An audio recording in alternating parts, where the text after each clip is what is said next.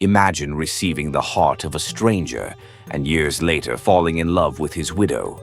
Imagine two little girls starting to recognize places and things that belonged to their deceased sisters, or that the police get the name of a suspect in a way that no detective would point out in a forensics textbook. These are true stories, but the unexplained in them is not always evidence of the supernatural.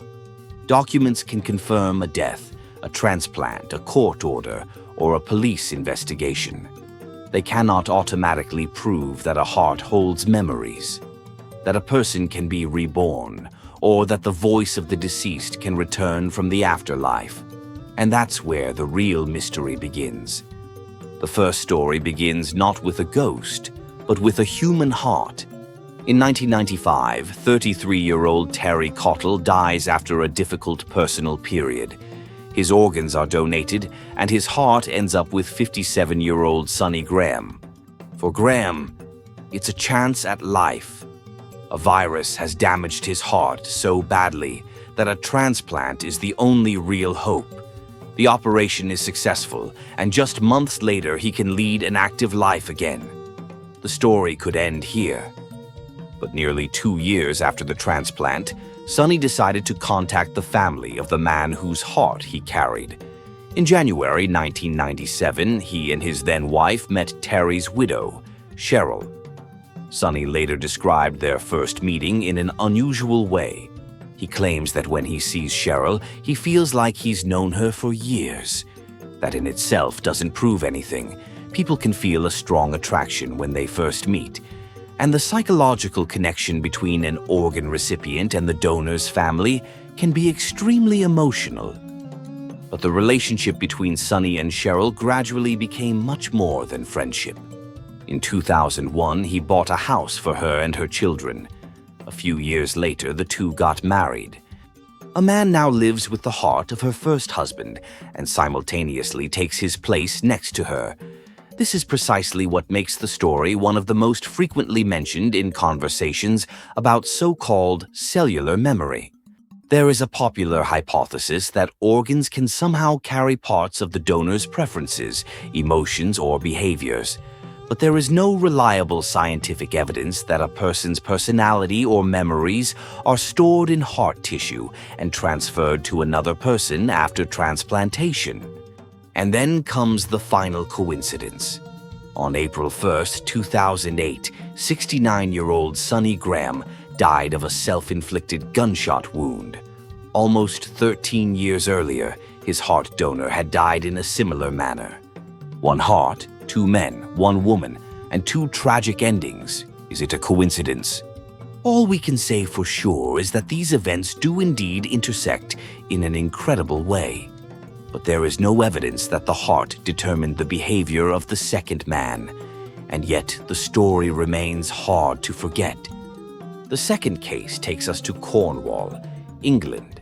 Carissa Glenn is only 18 years old. She works, lives independently, and, according to her relatives, has plans for the future. After moving into a flat in St. Ives, she hears a disturbing story about a previous occupant of the flat. From that moment on, Carissa begins to talk about feeling like she is not alone. She tells her family that she feels a presence in the flat. According to her family, the experiences began to affect her desire to go home. Nightmares also appeared. Carissa described disturbing dreams, and according to the testimony of her relatives, the fear gradually intensified.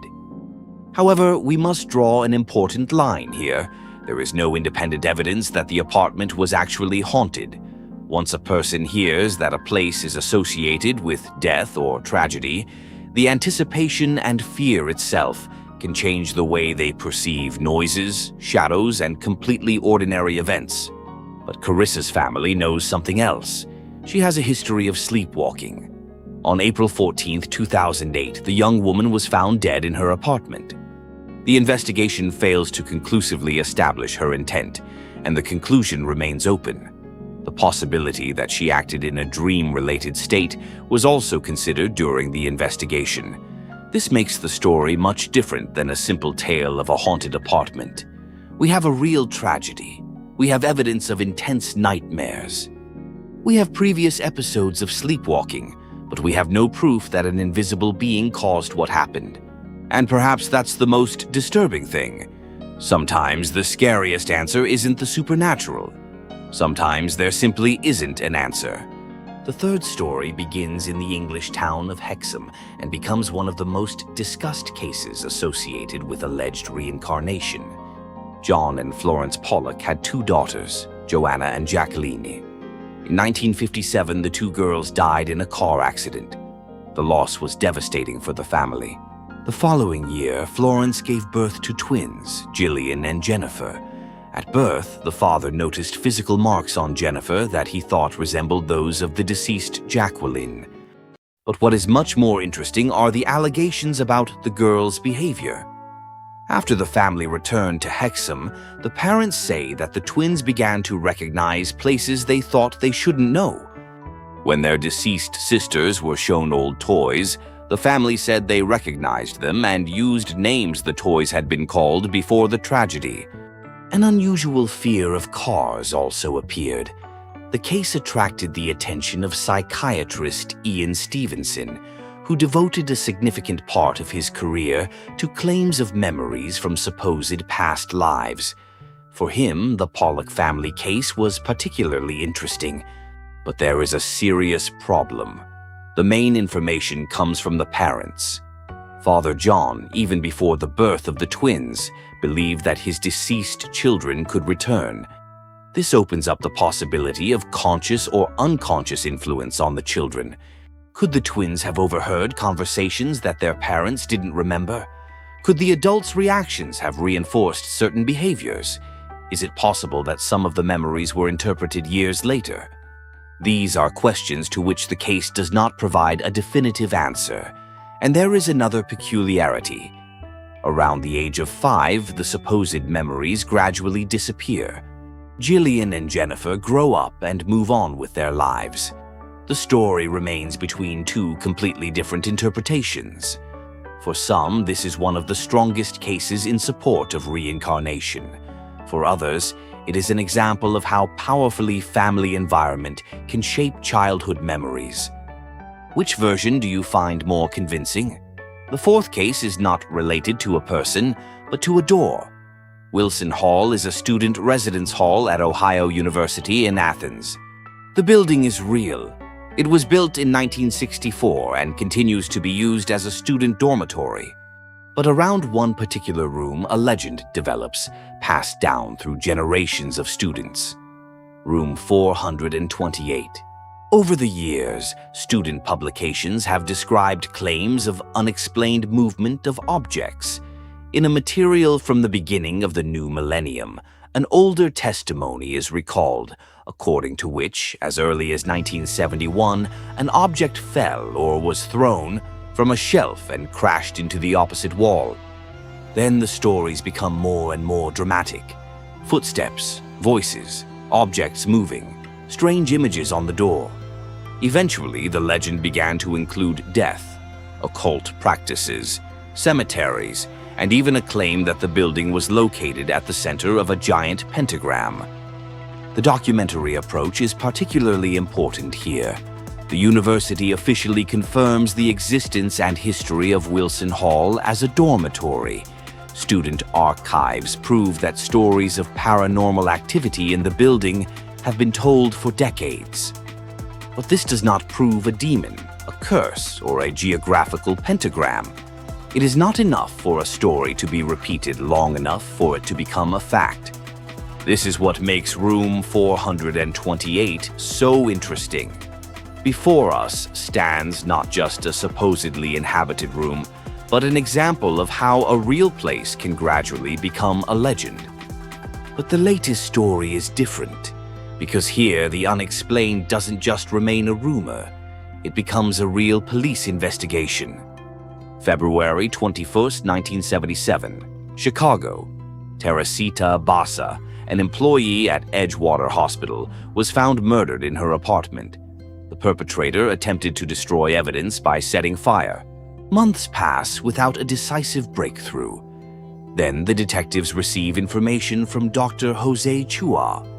His wife, Remy, worked at the same hospital as Teresita. According to Dr. Chua, his wife began to have unusual states during which she spoke differently and claimed that Teresita herself was speaking through her. The police could have simply dismissed this, but the information contained a name, Alan Showery. He also worked at the hospital. According to the story relayed through Remy, jewelry was taken from Teresita's home after the murder, and some of it was given to Showery's girlfriend. The detectives checked, and here the story suddenly leaves the world of legends. Showery really existed. He really knew Teresita, and his girlfriend had jewelry that the victim's relatives recognized as hers. Additional evidence linked Showery to the crime. He eventually pleaded guilty and received a sentence of 14 years in prison. This does not prove, however, that the dead Teresita spoke through Remy. It is entirely possible that the information reached her in a normal way, which was later not established. It is possible that she knew or suspected things that she herself did not realize were important. But the uncomfortable question remains: how does the information conveyed through these strange states lead police to a real person and to real items belonging to the victim? That is why the case of Teresita Basa has survived for decades.